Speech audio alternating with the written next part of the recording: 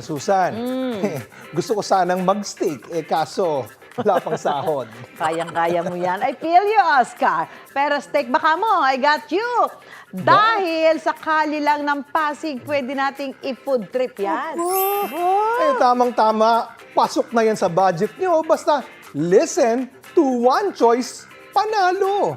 Yan ang kwentong inalam ni Juancho Trevino. Feeling ko talaga pang dalawang tao ito. Diyan na kayo mga kapuso habang ako'y magiging busy sa pag-ubos nito. Wow! From Philadelphia to Pasig, isang overload sandwich na sikat sa US ang mai-enjoy natin dito. Ano pa nga ba ang mas iconic duo sa meats and cheese? Kaya mga kapuso, samahan niyo ako ngayon para tikman ang trending, tipid, at syempre talaga namang pangmalakasan ng pagkain around the metro. Tikman natin today ang Philly Cheesesteak.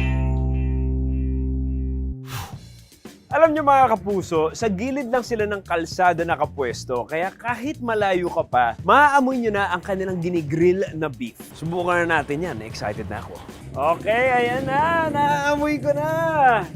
Mga kapuso, kasama natin si Sir Voltaire at hinahanda niya na ang Philly Cheesesteak.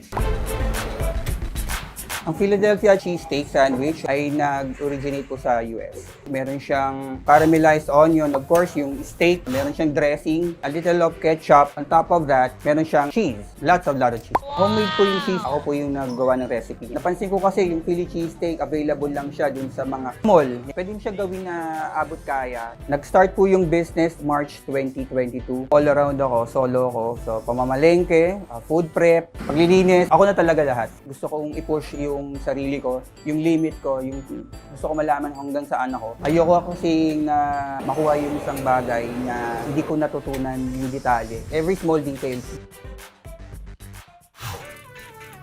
Thank you, Sir Voltaire. Sa halagang 190 pesos, feeling ko talaga pang dalawang tao ito. Hindi ko mauubos mag-isa to. Susubukan natin tikman in one bite.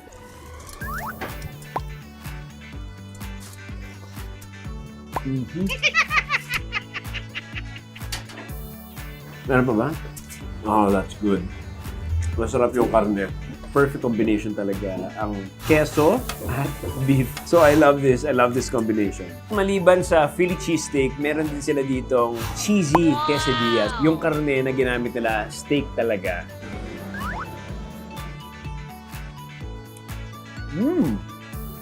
Wow! Masarap talaga yung yung pagkaka-grill ng kanilang mga karne. Grabe, busog na busog ako sa kinain kong Philly cheesesteak at quesadilla. Happy tummy! Mga kapuso, sigurado akong meron pa tayong makasusunod na food adventure. Ako po si Juancho Trevino at yan ang kwentong dapat alam mo.